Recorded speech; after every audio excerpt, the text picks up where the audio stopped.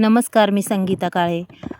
माझ्या यूट्यूब चॅनलवर तुमचं मैत्रिणी अगदी मनापासून स्वागत आहे. हे बघा, इथं मस्तपैकी अगदी एक पेलाभर शेंगदाणे घेतलेत खरपूस भाजून, धने घेतलेत आणि 2 चमचे हावरी तीळ बी घेतलेले आहे. चला आता इथं कढईत मिरच्या टाकूया. अगदी भरपूर तिखट मिरच्या अशा टाकलेल्या आहेत, त्या आपण भाजून घेऊया. लसूणही अगदी वाटीभर आहे, तो बी सुद्धा भाजून घेऊया. पहा, ह्या संपूर्ण न तेल टाकता आपल्याला भाजून घ्यायचे आहेत बघा.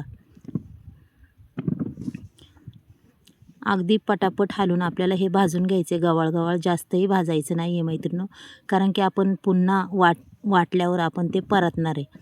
अशा पद्धतीने अगदी छान असं हे भाजून घ्यायचं आपल्याला. मिरचीचं पाहू शकता तुम्ही. हे बघा, त्याच्यानंतर मी टाकणार आहे याच्यात धने 1 चमचा आहे, ते सुद्धा भाजून घ्यायच्यात खरपूस. त्याच्यानंतर 2 चमचे हावरी तीळ आहे मैत्रिणींनो, हावरी तीळही भाजून घेणार आहे बघा खरपूस. अगदी टम्म फुगेपर्यंत त्याला भाजून घ्यायचं आहे आपल्याला. अगदी छान पद्धतीने खरपूस संपूर्ण वाटून भाजून घेतलेलं आहे. चला आता हे काढून घेऊया आपण. त्याच्यानंतर कढई गॅसवर पुन्हा ठेवून आपण 2 कांदे चिरून घेतलेत, ते सुद्धा टाकून देते बघा. बारीक कांदे आहेत. कांदे न तेल टाकताच टाकलेले आहे मी, कारण की कांदा आपला पटकनी भाजून निघतो. त्याच्यानंतर टाकायचं आहे आपल्याला अगदीच 2 पळ्या तेल टाकणार आहे. तेल थोडं जास्तच वापरा मैत्रिणींनो, चिंगूसपणा करू नका, कारण की चटणीला तेल तुम्ही जेवढं टाकसाल तेवढी चटणी अगदी अप्रतिम होते. आणि अशा पद्धतीने तुम्ही कधी चटणी केली का? नसन केली तर नक्कीच करून पहा. त्याच्यानंतर जिरी मोहरी ह्या दोन्ही गोष्टी टाकणार आहे मी, पाहू शकता तुम्ही. जिरी मोहरी छान परतून घ्यायची. हे बघा, मस्त असं जिरी मोहरी. त्याच्यानंतर टाकायची हळद, टाकून द्यायची आपल्याला बघा. कलरपुरती हळद टाकायची. त्याच्यानंतर आपल्याला 1 चमचा बेडगी मिरची पावडर टाकायची.